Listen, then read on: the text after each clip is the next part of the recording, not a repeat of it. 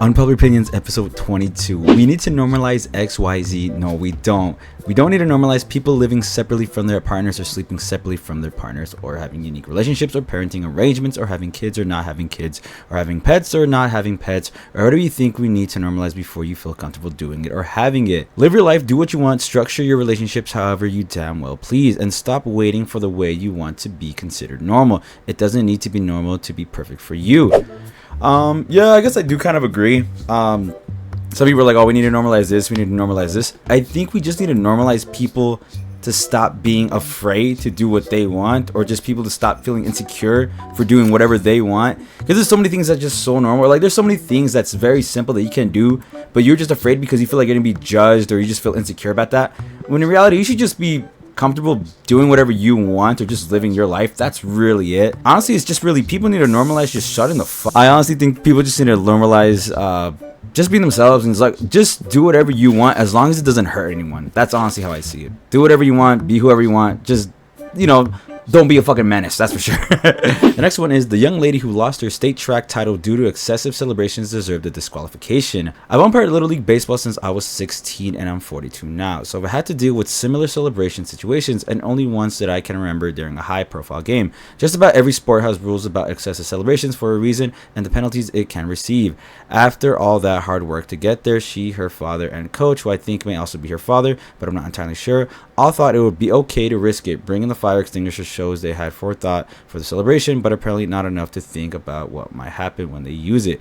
It's not like the officials just made up the rule on the spot. It's existed since before she was born. She earned the title, yes, but she also earned the disqualification. Okay, so I wanted to look more into this because I hadn't heard it at all. I don't know what this person's talking about. And turns out there's this young lady who performed at, a track championship, and she got disqualified because she brought a fire extinguisher after she won, and she used it on her feet to, I believe it was Morris Green who did it originally, whereas like, her feet are on fire. So she used the prop and she used the fire extinguisher on her feet. Like, all right, bro, chill out. Okay, so I wouldn't be opposed to someone celebrating after they win. That's totally fine. But the fact that this person brought a prop and they knew that she was going to win, that's why the dad brought a fire extinguisher for that. You kind of do deserve the disqualification because you brought a prop, you're using it on your feet, saying your feet are on fire. I get it, it's pretty cool. But the thing is, I feel like the main thing in sports is just sportsmanship. That's the one thing people need to learn. You're competing against other people. It's better to be humble instead of just flexing on someone and all that stuff. Like, oh yeah, my feet are on fire. Like, yeah, I think she kind of deserves it too. It does make sense that she got disqualified in this single race because she brought a prop and she was flexing on the other guys, saying, "Ha, you suck dick." No, I was kidding. No, but like, she was flexing, and it's just better to just stay humble. That's really it. Don't brag to the other people like you're doing your own thing. Just stay humble. You won the race. That's it. Just take your first place medal. So yeah, I do kind of agree. Like, she kind of deserved to get disqualified. But let me know what you guys think. And the last one should be sports with judges should not be in the Olympics. The Olympics should be about celebrating who is definitely faster, the strongest, the best athlete on the planet. Running 100 meters in X time, or lifting Y amount of weight, or throwing a javelin Z distance is concrete and definitive. Something thrown 90 meters can only be beaten by something thrown further than 90 meters. A race won in 9.5 seconds can only be beaten by someone running it in less than 9.5 seconds.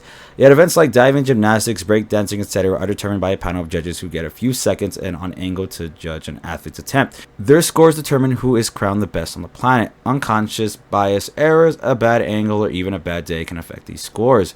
As impartial as the judges may be, they are not definitive results such as time, distance, and weight are. If it can't be measured by a quantifiable amount, it shouldn't be in the Olympics.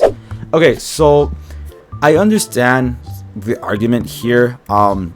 There's some stuff where it's, just purely strict skill, where, no, everything's skill for sure. Gymnastics, all that stuff is skill. But there's some stuff where it's like, yes, it's easier to see the winner, like running, jumping, throwing something. It is easier to see the winner. Other stuff, there's a judge that kind of judges you based on your performance, like you said, gymnastics, breakdancing, diving, all that stuff. So I can understand the argument. I will say this, the Olympics is supposed to be a fun thing where athletes compete against each other and a friendly competition against the world. That's really it. It's a peaceful event. It's not like it's not supposed to be pure competitive. It's just supposed to be a fun event that the whole world gets to compete in, and they're athletes, and that's the whole thing. they're athletes. Like, you can't discredit gymnastics, breakdancing, diving, you know. Those are all athletic things that you have to be fit to do well, you know, unless you're that lady from Australia, but whatever. I just don't agree. I don't agree. I understand the argument, and I can get that, you know, like, someone performs in gymnastics and a judge who probably just, you know, didn't get his fucking dick sucked, or maybe his wife divorced him, took the kids, all that shit, you know, maybe he was having a bad day, so he gives her a bad score. I mean, maybe that can happen, although I highly kind of doubt it, because they are, I guess, you know, Olympic judges.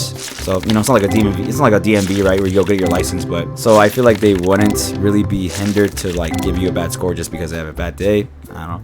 But yeah, I disagree, because at the end of the day, like I said, you know, it's a peaceful event, just be competing, and it's supposed to be for fun. And I feel like, yes, you know, I may be shoddy with the judges just giving you a score, right? But, you know, it's all professional, so I think it's fine, at least from my opinion. But yeah, let me know what you guys think, and I'll see you guys in the next one. Peace.